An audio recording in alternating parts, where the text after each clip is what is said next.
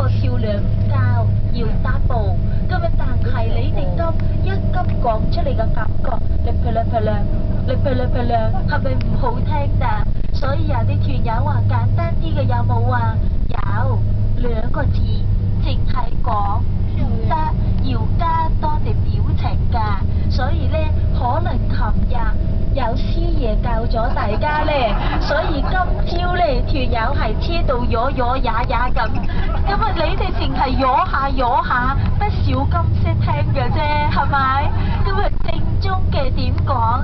要發自內心，要眯埋眼，跟住講一句，哎唷，咁樣先得㗎，淨係咗下點得啊？係咪？跟埋一靚得不得了呢，就 double 咯，哎唷咯，係咪先？但係如果你話好醜樣呢，都係發自內心，摸眯眼，掹大對眼，講一句，哎呀，爭少少喎，冇講錯咗下。咁萬一醜樣就不得了，點講啊？係啊，頭先又唔見你哋咁醒嘅，冇錯，就係哎呀咯。所以有啲團友話邊有你哋咁衰呀？爭一個字，意思爭咁遠。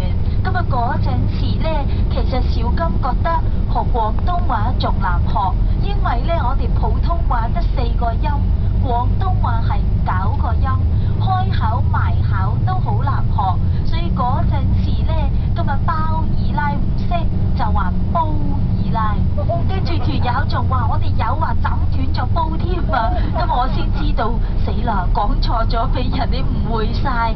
咁呢啲唔係誇張。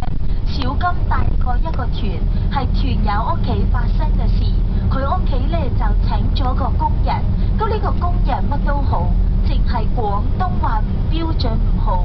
一家人家食飯啦，佢同 BB 講啦 ，BB 啊，你快啲過嚟洗手啊！都洗手講得唔標準，陰公，佢話洗手，跟住 BB 又學佢喎，好啊，我洗手先啊，我洗完之後爹哋去洗啊，爹哋洗完之後媽咪去洗啊，我哋成家人食得乾乾淨淨。